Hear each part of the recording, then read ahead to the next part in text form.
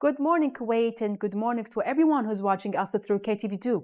Welcome to a new episode of your morning program, Good Morning Kuwait. And today, as always, we have various segments and special guests. So please keep watching us till the end of the episode.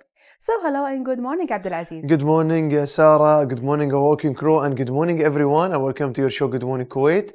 As usual, we share with you a variety of segments with several reports from now until 10 a.m. And even we have a distinguished guest who are going to join us today in this live permitting and talk about different aspects referred to the medicine and even about our heritage.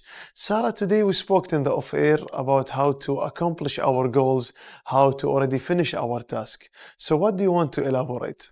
Well, first of all, Aziz, we know we are human being. We lived in something, let's say, unpleasant moment, like we're losing a friend, we're losing a dear ones.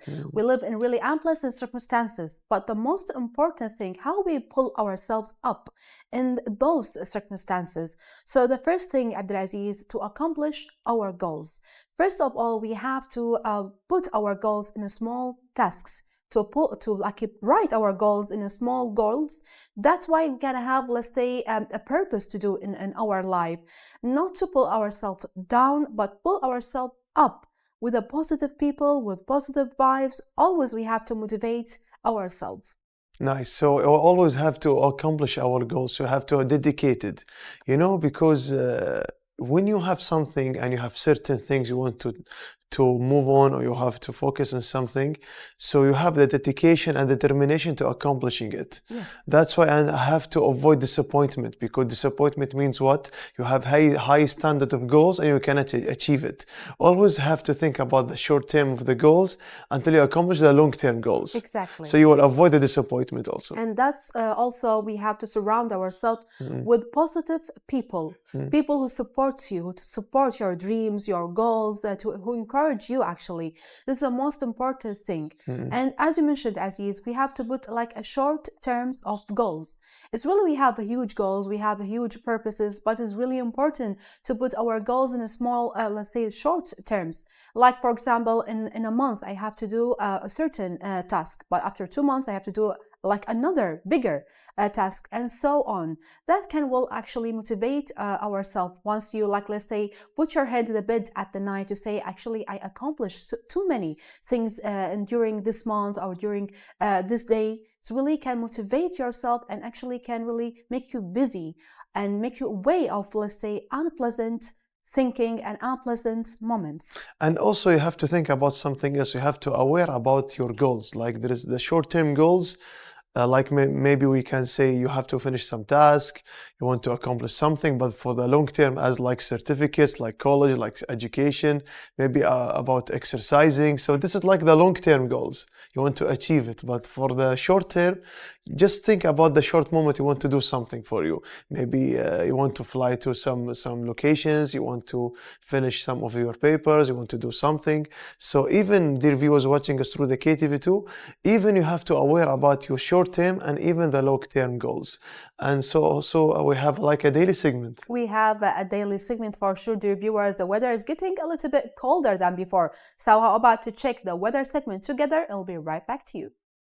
We are back to our show again. Good morning, Kuwait. We're moving for our first, we call it interview segment by a phone call. So they are a key of the safety and security for us, the Ministry of Interior. So that's why Ministry of Interior doing a marvelous job for saving the lives and even take a security for Kuwait. Exactly, Abdulaziz. Actually, we are raising our hat to all the people who are actually serving the citizens and residents from the Ministry of Interior. So we have through the phone call Major Sara Jamil Faridun. She is a colleague that provides us with all, let's say, for all the latest updates and the traffic news. So hello and good morning, Major Sara. Hello, good morning, Sarah, and good morning, Aziz. Good morning to our dear viewers, and welcome to the Ministry of Interior's segment. We'd like to welcome you, Major Sara, on our show, Good Morning Kuwait. Can you tell us more about what about the traffic condition in the state of Kuwait? Yes, Aziz. According to the traffic room report and cameras, and up to this hour, the traffic movement is looking very good in the most part. As you know, no public school yet, and many maybe, let's say, parents decided to take their vacation with their kids many citizens and residents are also traveling, so the traffic movement is looking good. So far, except two roads. We have Isa bin Salman between Dasma and Ibn Gar leading to downtown is facing traffic congestion with, let's say, lighter density. Also, we have inside downtown, and it's normal, Aziz. It's a lively area. Also, we have Al-Maghrib Road between Dahya and Mansouriya is facing a traffic congestion with medium density.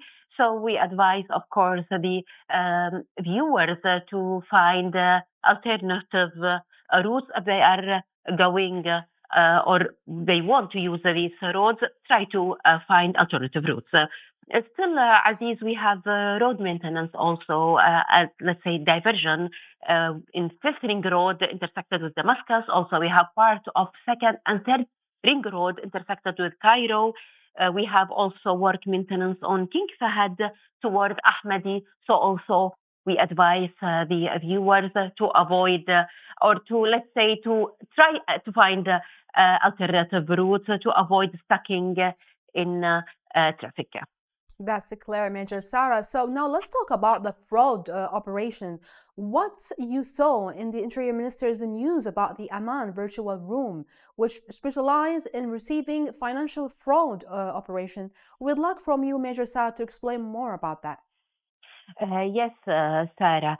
The Ministry of Interior, in collaboration with the Criminal Security, the Public Prosecution, and Kuwait Banking Association, has activated a virtual room, Aman, to address financial fraud and money laundering cases. This service, Sarah, operates 24/7 and encourages individuals to report incidents promptly, leading to immediate response from local banks. Which take necessary actions such as freezing seized funds. Also, it's very important, Sarah, to urge everyone or anyone experiencing unauthorized transaction to contact their bank without delay. What is happening now? This room, how it's works. If you, for example, anyone stole your money, you have to report, Sarah, within 24 hours. Yes. Within 24 hours. Call your bank immediately. They will freeze the money. They will give you a complaint number, and they have to go directly to the public prosecution and complete the process. For example, let's say you discover suddenly after 3 days or 2 days or within after 24 hours that your money was stolen, you can't report. You have to discover it and report within 24 hours. That's why we advise them to activate the SMS service. They must also check their application from time to time to check if they are facing any problem with their accounts. That's really great. So we have to operate less than 24 hours. That's really great advice, Abdulaziz. And also, in addition, Major Sarah, what about the latest online services added to the Ministry of Interior through a Sahel application? Recently, it seems there will be more than 2 attempts in the financial fraud. How did the Ministry of Interior act towards it? Yes, Aziz. The Ministry of Interior added a vehicle registration document renewal service through Sahel application. And now the users can visit, there is a website, it's called www.bima.iru.kw. Maybe I will repeat it, www.bima.iru.kw, to select an insurance company, make the payment, and print the insurance policy. Then they can take their vehicle, later do the technical inspection, of course, department for the inspection. And once they are done with the inspection and it's approved, they go back to Sahel application and navigate to the Ministry of Interior Services to complete the process. Also, it's very important to note that the vehicle also registration document, the vehicle registration document is also approved by Kuwait Mobile ID application. Well, that's really clear, Major Sarah. Many thanks and appreciation to you and everyone who's working in the Ministry of Interior for serve the residents and citizens. Thank you so much. You are most welcome.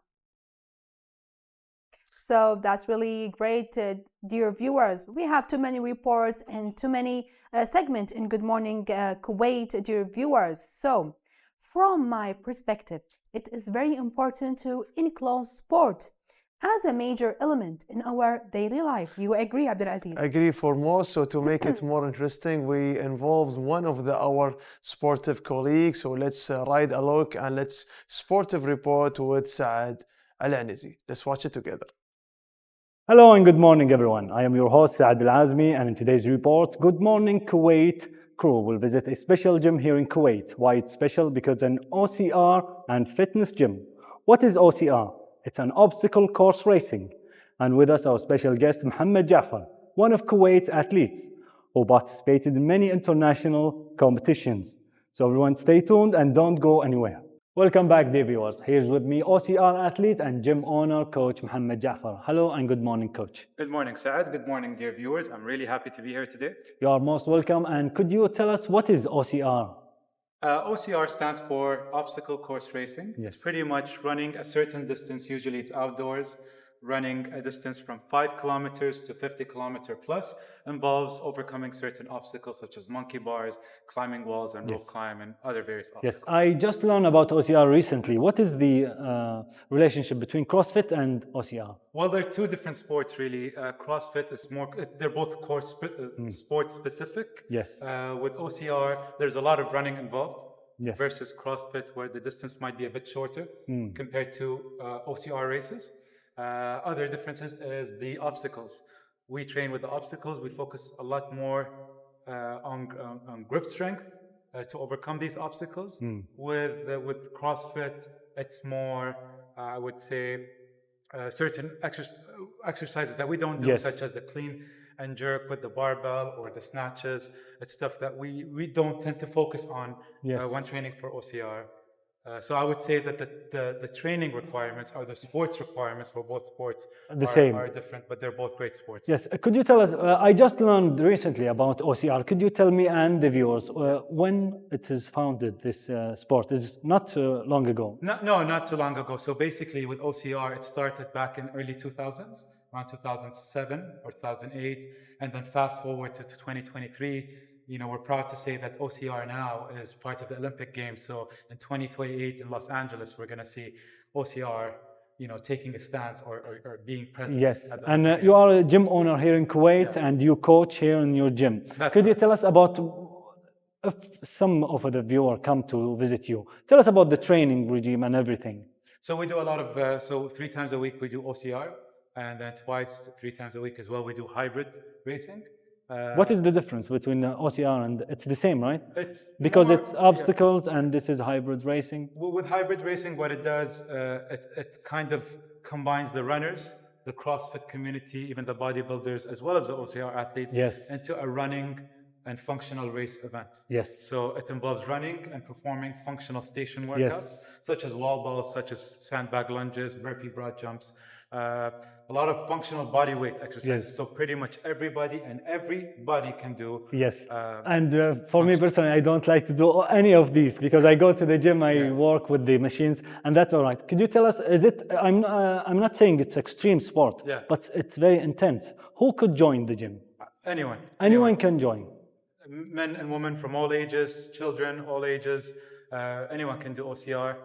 With most of the races that happen in Kuwait and worldwide, it's open to all age group categories. And underweight, overweight, all? Overweight doesn't matter. Do you have a specific program for these category? Because I know that overweight cannot do a lot of extreme sports. Because this like cardio things, the burpees and a lot of things like that. I mean, weight really doesn't have, it has a lot to do with performing certain repetitions of workouts, but a lot of it has to do with being active, right? So whether you're overweight or whether you're skinny or not overweight, I don't think it has that has something to do with it. I think as long as you get into the routine of being physically active, coming to the gym, pushing hard, with time you'll start to see progression. You'll even start to see your weight drop, right? Yes. So that's the beauty of fitness. Now let's talk about OCR, the safety of OCR, because I know it will make your heart rate go up.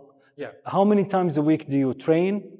And Do you recommend it for someone with a medical condition, if they have in the heart or something? Yeah, see, if anyone has any pre-existing medical conditions Yes. or family history of certain diseases or cardiovascular diseases, it's always recommended to go to seek a physician's consent to perform certain high-intensity So if you don't workouts. have the medical history, it's okay to join. It's Well, what we do here at the gym is usually we do something called a PARQ. So Yes. it's like a questionnaire. We ask you a series of okay. questions just to determine your level of fitness. And based on that, we give you a recommendation. Yes. Now let me ask you about this. I go to the gym, the nutrition to go to bodybuilding. I do bodybuilding. I'm not doing a very good job at it at the moment. But tell me about the nutrition in the OCR sport. Well, with OCR, obstacle course racing, usually the nutrition is mainly carbohydrate. So we consume anywhere between 60 to 70% carbs. When we talk about carbs, we're talking about healthy carbs. Such as, for example, honey, oats, Bananas. whole wheat rice, bananas, which is also rich in Bread. potassium. Bread. What kind whole of wheat bread? Pasta. All bread? All types of bread. I mean, They said white bread is not very beneficial. well, there's a lot of debate about that, right? So- I personally Yes. enjoy white bread. Everything I think that you eat in moderation is completely fine. It's different than bodybuilding. 70% carbohydrate, because in bodybuilding you need a lot of proteins. And now Coach Mohammed, the viewers, will show me some of OCR training methods. So now we will go. So stay tuned and don't go anywhere. There you go, everyone. That was all you need to know about OCR, or should I say obstacle course racing, with Coach Mohammed Jafar. It's an intense, adventurous, and indeed fun exercise to do. With that, we conclude our report. Thank you for watching, and we'll see you next time. Kuwait started organ sharing in GCC countries in 1996 when it shared a liver, a heart, and lungs from a decade donor with KSA. Toward the end of 2021, we started organ sharing with Cleveland Clinic Abu Dhabi. Through this collaboration, we managed to serve Kuwaiti patients requiring livers, lungs, or heart transplant. These transplants are not available regularly in Kuwait. We send them to Abu Dhabi to be assessed and listed. Then we provide these organs from deceased donor in Kuwait. Through this organ sharing, we shorten waiting time for our patients to few days or weeks. In addition, we save the ministry huge cost involved in sending these patients to the US for transplant. And we came back again, dear viewers, with our first interview segment for today. Kuwait started organ sharing in GCC countries in 1996 when it shared a liver, a heart, and lungs from deceased donor. With KSA towards the end of 2021, they started organ sharing with the Cleveland Clinic Abu Dhabi. Through this collaboration, they managed to serve Kuwaiti patients requiring liver, lung, and heart transplant. These transplants are not available regularly in Kuwait. They sent them actually to Abu Dhabi to assess and listed. Then they provide these organs from deceased donor in Kuwait.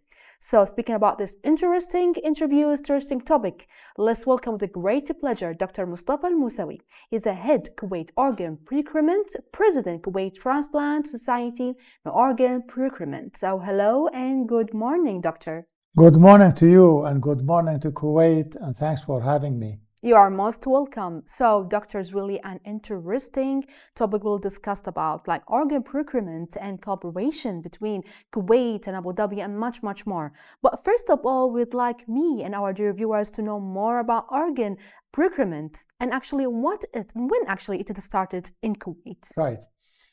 Organ procurement means that to provide organs to patients who will die if they don't receive these organs.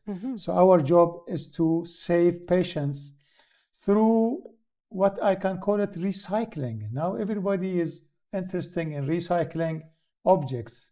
What about recycling organs? Many people who die have extremely valuable organs that save lives. And when they die and you bury these organs, they are going to be wasted. We are saying or asking people to donate these organs to the patients in need so that we can recycle these organs and through this recycling, we can save lives. Of course, transplantation started in the 60s of last century. It's not a long time ago. Yes. About 80 years ago. But it is spread around the world since. And presently, over 140,000 organ transplants are being performed every year in the world. Wow. This number is huge, but not enough. The actual number is 10 times this. So we are only 140,000 is enough for 10% of the actual need. So there is a great shortage of organs, and by organ donation, we provide organs to the patients. The unit in Kuwait was organized or was established in 1996. Yes. Since then, we have helped nearly 1,400 patients save their lives or save them from disease through through organ donation from around 250 to 300 donors, because each donor can provide organs for several patients. Yes. Up to even 8 patients. That's amazing. So really, let's say it's really still a huge number, and you say we have to increase that number and double it to 10 times, 10,000 times, let's say. Okay. But it's really, I loved actually the phrase when you say it's like recycling our body. Sure. Like not actually buried and wasted under the ground. It should be buried to save lives. It's really a great and a noble job for any human being to do, to save other souls. So let's talk more about the unit, Doctor. What is actually the role of the unit, and how does it work? Now, the unit consists of a team of coordinators. They are called transplant coordinators. It is a mobile team, so they have a car, they have a driver provided by the Ministry of Health. Yes. And they they go to different ICUs every day of the week just to identify any possible organ donor. Mm-hmm. Once a donor is identified, he is followed. Once brain death has been established, then we communicate with the family. We explain brain death, that he has already died. He is on machines. The machines are keeping some of his organs still working. The heart is working, the liver is working, kidney is working, pancreas is working, lungs are working, but his brain is dead. He is dead. He is no longer alive. So we tell them, you have 2 choices, either to bury him with these valuable organs or to donate these organs to the patients in need. And Allah subhanahu wa ta'ala in the Quran says, whoever saves one life, it is like saving the whole mankind. Yes. So this is a great act, as you mentioned. It's a noble act. It's an act which saves lives. And I believe that the last chance for anybody to do something good in this world is the moment of death. When he dies and he is buried, he's no longer to come back to do something good in this life. And what is better to go to the other life, and when they ask him, what have you done in your life? If he has done nothing except for saving 2, 3, 4, 5, 6, 7, 8 patients, Yes. at the moment of his death, that is, I think, the key to go to heaven. Wow. I believe that this is the best act one can do throughout his life, at the end of his life. Wow, that well said, Doctor. Actually, you encourage many now to donate actually to their organs, to their bodies. But the question is, do everyone, or each one of us, has to be, like say, the donor card, or it's like anyone can donate? We encourage everybody to carry a donor card. Mm-hmm. A donor card is a will which says that if I die, I want to donate my organs. Okay. Now, many people want to have donor cards, but they don't know how to get it. They don't ask for it. They say, okay, I will ask for it next month, and then he forgets. So if he doesn't carry a donor card, the law in Kuwait and all over the world allows the next of kin, the family, to give the consent. Okay. And this is what happens in Kuwait.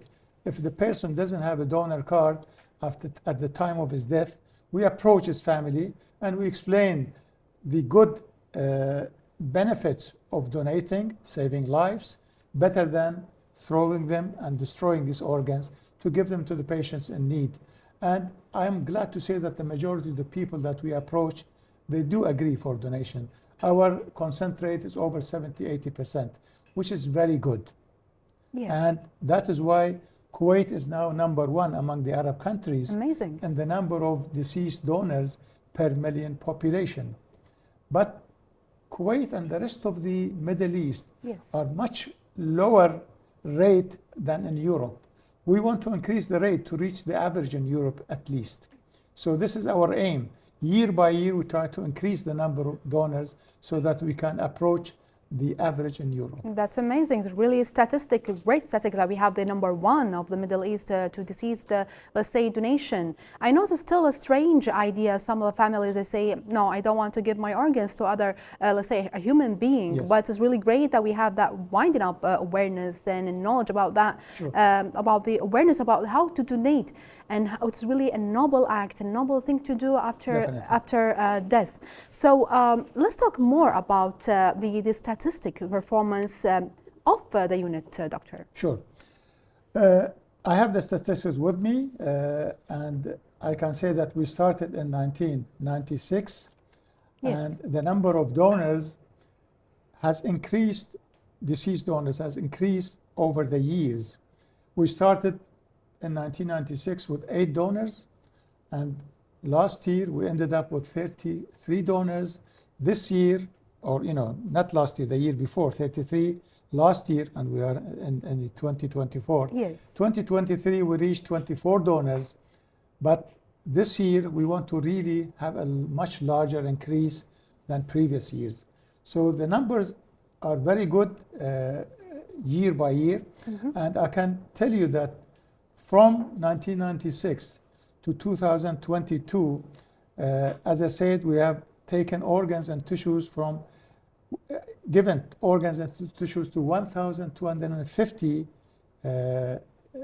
patients. Yes. This is up to 22. If you add 23, the numbers, of course, will reach 1,300. So this is a very good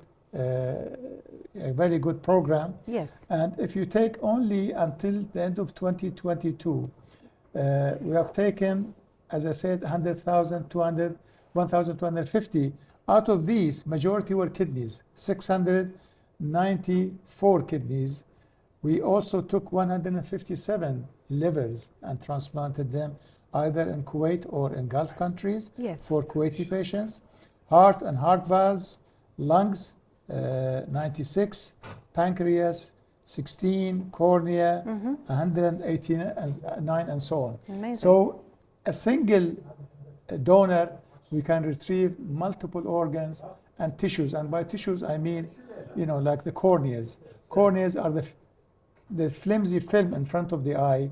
And even if you take the cornea, the eye is there, and there is no mutilation of the body. This is something I want to reach the public.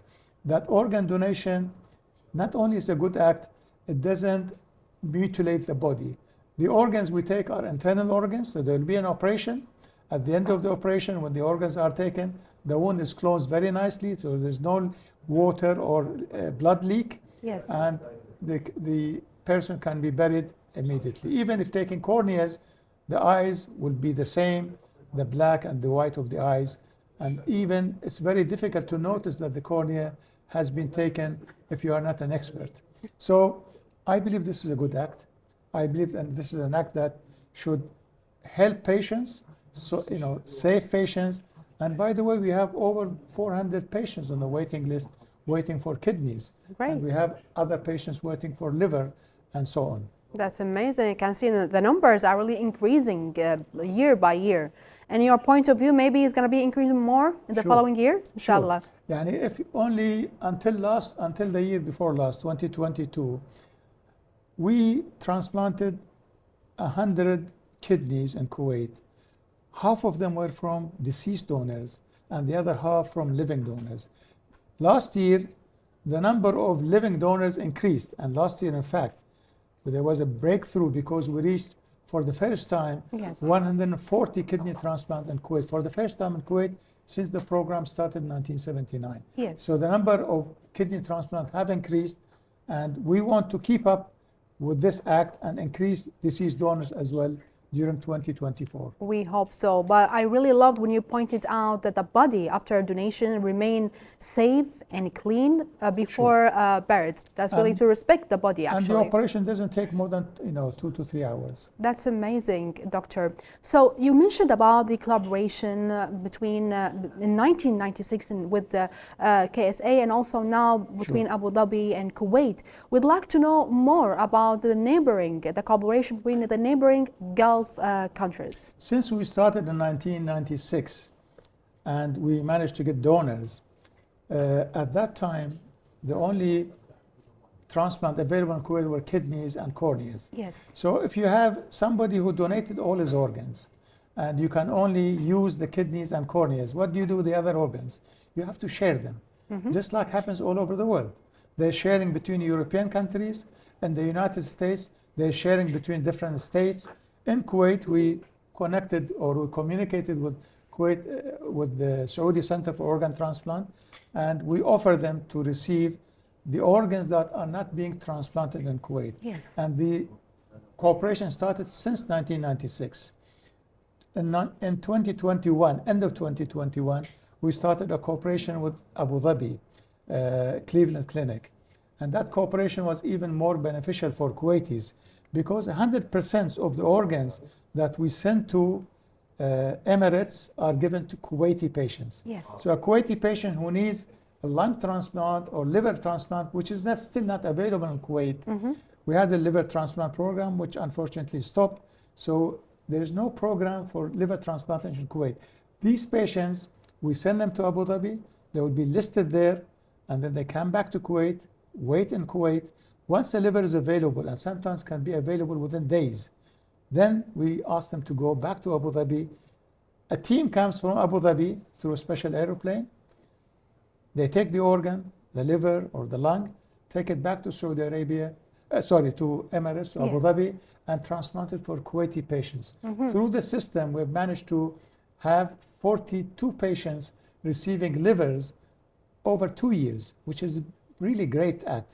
Because in the past, these patients used to go to the United States, wait for a year, 2 years to get a liver, cost the ministry millions of dollars, and the organs that they received were not as good quality as the organs provided from Kuwait to the patients in Abu Dhabi. That's really an amazing job.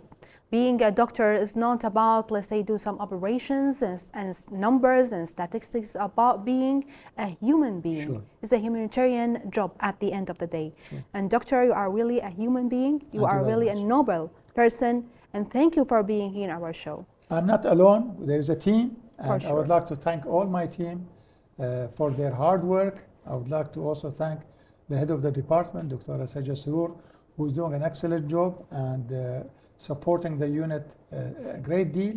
So thank you very much for having me. And I encourage everybody to carry a donor card. It's very easy to communicate with Kuwait Transplant Society. It's very easy to find us on Google Maps, to find us on the internet. And it's only you send a message through WhatsApp to our society and you'll be receiving a donor card to save lives. That's amazing. Greetings from us to you and for all the team. Thank you so much, Doctor. Thank you very much. Big thanks and appreciation to Dr. Mustafa Al Musawi. He's a head Kuwait Organ Procurement President, Kuwait Transplant Society.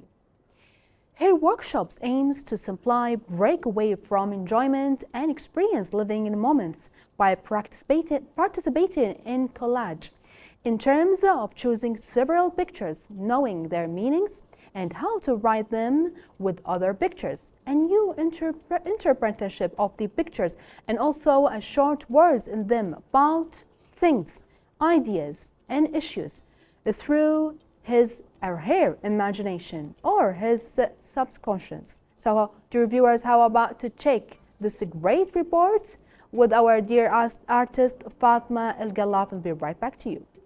If you want to know what are the tools to use to create a collage, first of all, you have to get the pictures, the ones you want to insert them with the collage.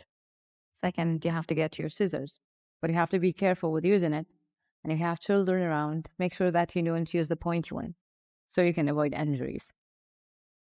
About the glue, If you have a really solid background and a hard one, it's like you can use it with high quality pictures or magazine papers. You can use this glue stick, or you can use the liquid one with the thinner ones, but make sure that it doesn't get wrinkled. You have to stick it really well. And for the small pieces and at very precise places, you can use this one that looks like a pen, and it's going to be easy to use for you. About the scissors. For me, I like to use the scissors where the ones that pointy one, where I can go for further details into the picture and cut it firmly, where I don't leave edges on the end of the picture. Using the cutting mat, that can help you cut the picture way better with the cutter. And there are different kinds and different colors, different shapes, small sizes that you can take with your travel kits when you want to collage outside your place or at work or wherever you want to do it. So as we said, magazines, picture we print, stickers, we can use stamps, we can use fabrics, washi tapes, we can use any kind of paper or similar to tissue thing or a fabric into our collage. If you want to know where to get your pictures or phrases or the things you want to use on your collage, it's a very easy, simple way for us to find it in magazines, newspapers, menus, tickets, whatever we can find on our way that express something or a side in us. If we couldn't find, we can go online, and it's so much easier to find a very huge options of pictures. It's just you activating your imagination on how to use them. It's going to help you a lot and find pictures the way you want. So before you start working on your collage, you have to set something to know what exactly you're creating, such as what are the shapes I want to work on with? Is it circles, triangles, lines, or maybe squares? Is it something like bright colors? If I want to go for solid colors or I want to go for something really calming, I have to pick exactly what I want to work on with. If I want to go with my collage, do I have a vision of something I'm going to create, or I want to just go with the flow? Sometimes if I have an image in my head, it's like I want to reflect two pictures, or I want to create boxes that mixed between two pictures, or I just cut them in lines and merge between both of them. This is some kind of ways I can create collage with. Sometimes you can just put the picture the way it is, or you can add your touch to it. For example, if you don't like to put a person's picture, you can just cut the head and add something instead. A flower, a moon, ice cream. You can add whatever you want just to create something surreal, if we're going to say, like something mixed between reality and imagination.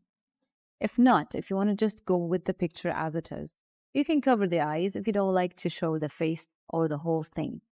You can also tear the picture and just stick it next to each other, because it doesn't have to be perfect the way it is. You don't have to just cut the square as it is. You can just cut the face and add a triangle of another face, and you can merge between those two faces. While you're creating your collage, at the end, the result is going to be something you want to express, either something you feel or you see. Even if you don't have to explain it to other people, the way you see it is how it is. Something you have to create your own way. Let's say if you want to add two pictures together, it's going to reflect something to you. It doesn't mean that it has the same meaning to someone else. The beautiful thing about collage is that there are no rules, and you cannot stick to one rule to create it.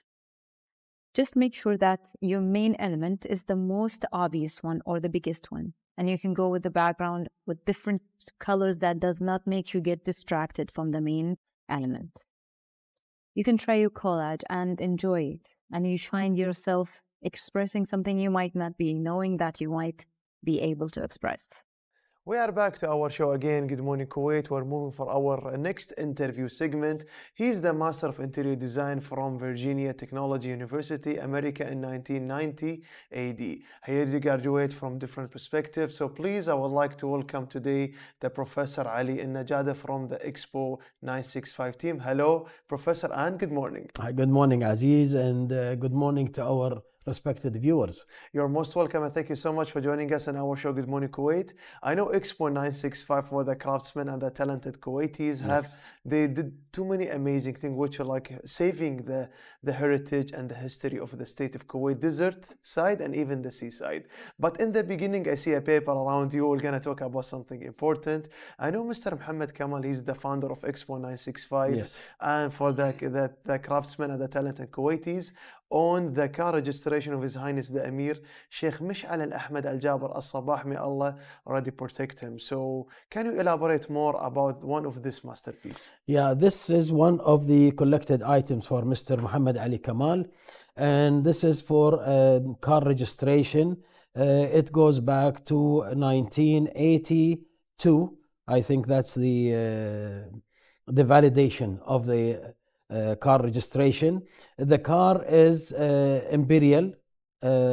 We call it, that's the round. It was made in 82. The color is blue. Okay. And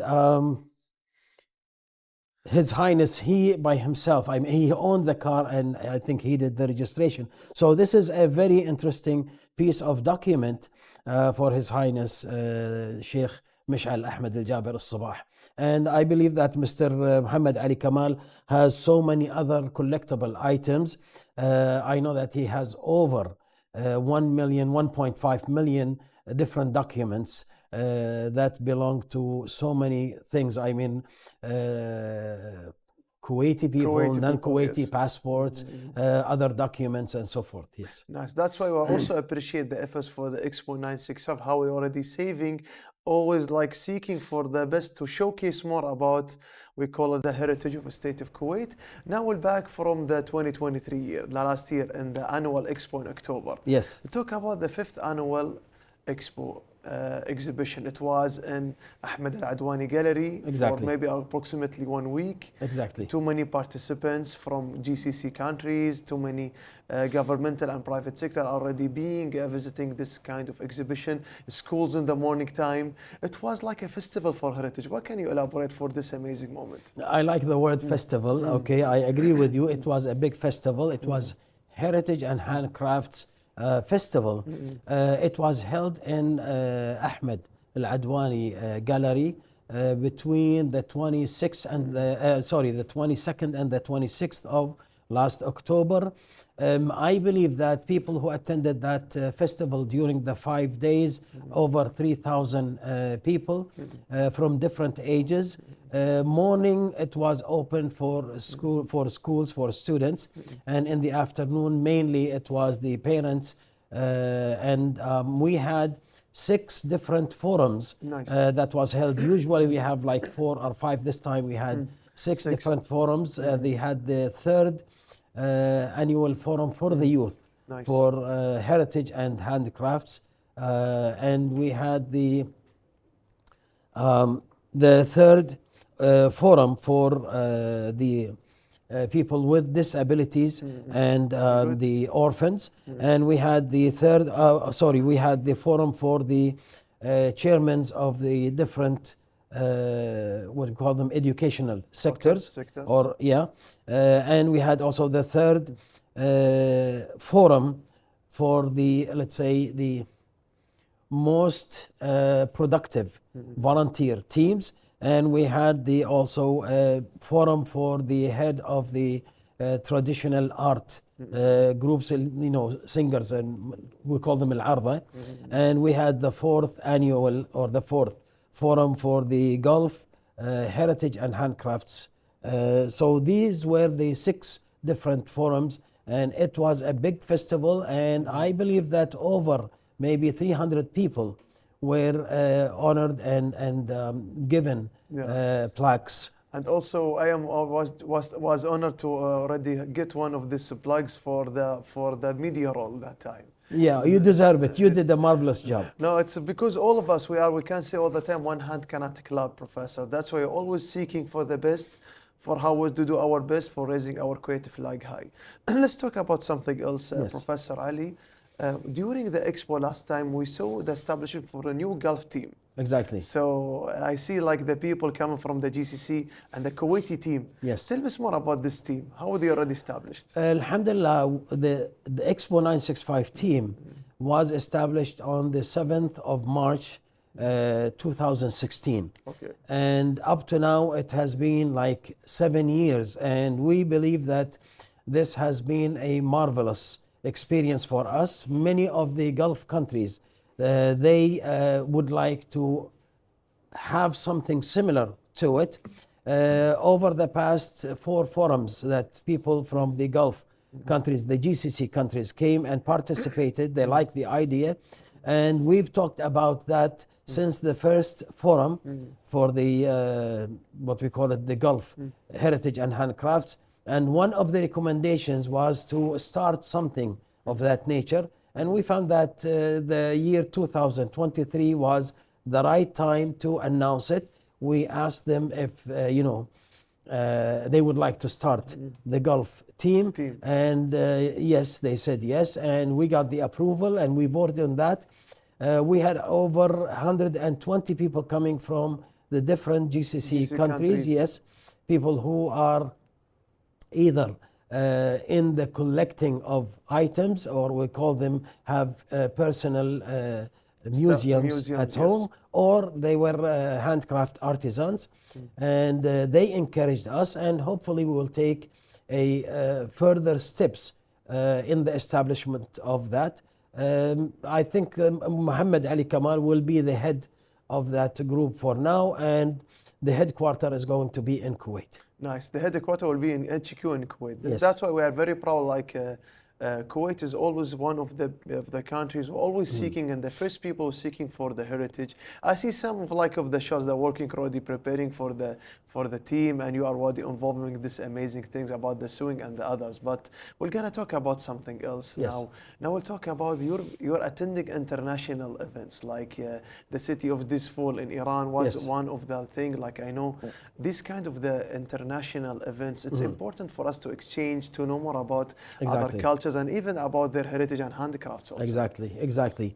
I have been selected as a juror for 2 handcrafts award. One was in Iran in 2018, and the other one was in India just recently. In 2023.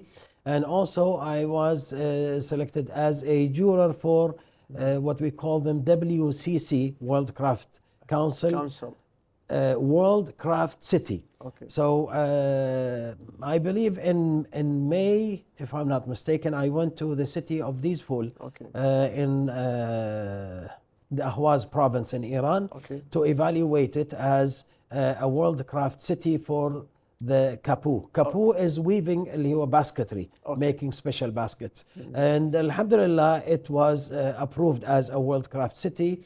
And I was about to attend their festival or celebration on the 10th and 11th of January this month, but it has been postponed to a later date.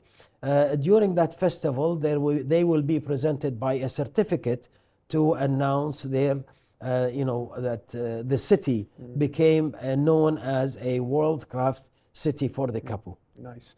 And this is why we talk more about the WCC for 2024. Yes. I know there is something new upcoming events coming for the WCC.